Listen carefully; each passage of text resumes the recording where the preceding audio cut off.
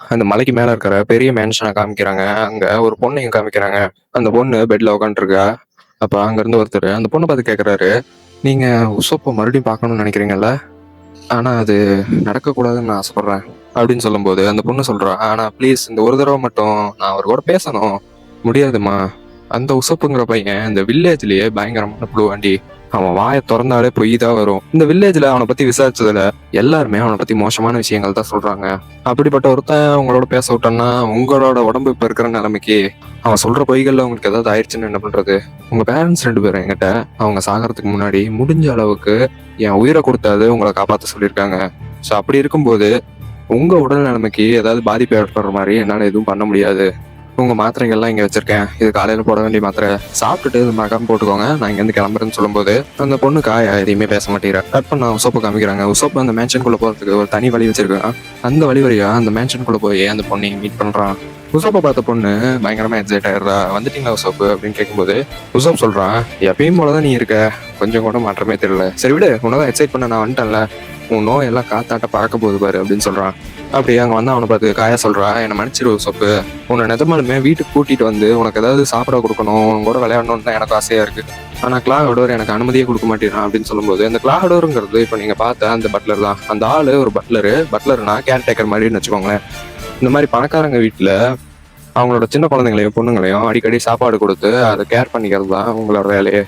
அப்புறம் காயா உசோப்பை பத்தி கேட்கறா, இந்த தடவை நீங்க என்ன அட்வென்ச்சருக்கு போயிட்டு வந்தீங்க அப்படின்னு கேட்கும்போது உசோப்பும் வழக்கமா அவன் சொல்ற பொய்கள்ல கொஞ்சம் மிக்ஸ் பண்ணி புது புது கதையா சொல்றான்.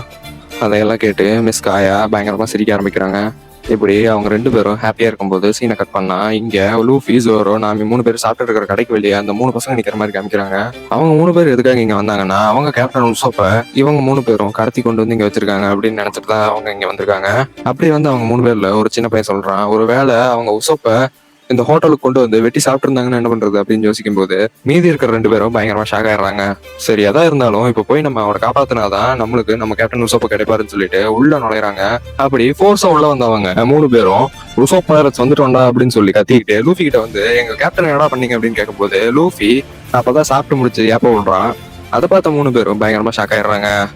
ஒருவேளை அவங்க கேப்டனை தான் சாப்பிட்டாங்களோ அப்படின்னு நினைச்சு எங்க கேப்டன் எங்க அப்படின்னு பதட்டத்தோட கேட்கும்போது ஜோரோ அங்க இருந்து பார்த்துட்டு உங்க கேப்டன் உசோப்ப நாங்க சாப்பிட்டோம் அப்படின்னு சொல்றான். அதை கேட்ட 3 பேர் பயங்கரமா ஷாக் ஆயிடுறாங்க.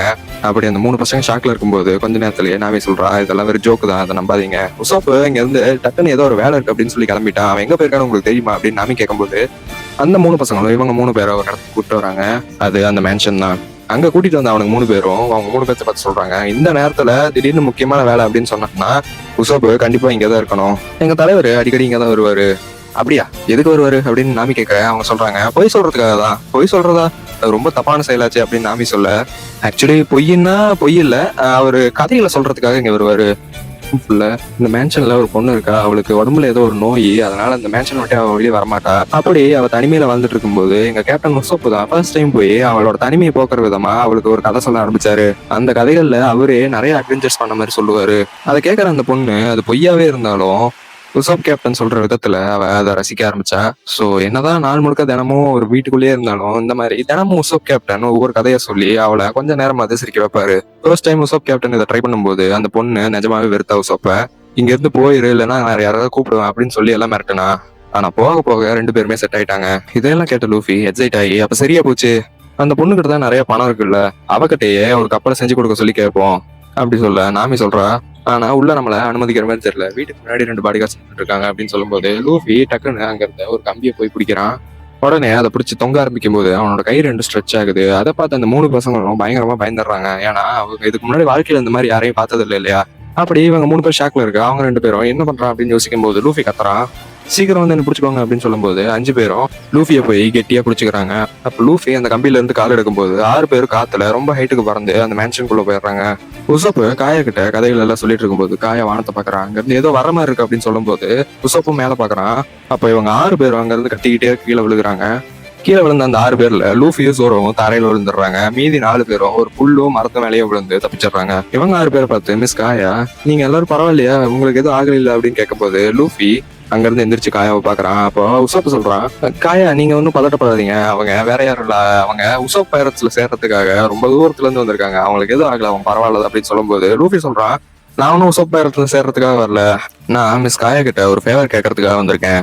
ஃபேவரா? என்ன ஃபேவர் அப்படின்னு மிஸ் காயா கேட்கும்போது, எனக்கு எங்க க்ரூவுக்கு ஒரு பெரிய ஷிப் வேணும், உங்களால அதை செஞ்சு கொடுக்க முடியுமா அப்படின்னு பேசி முடிக்கிறதுக்குள்ள அங்க கிளாடோர் அந்த பட்லர் வந்துடுறான்.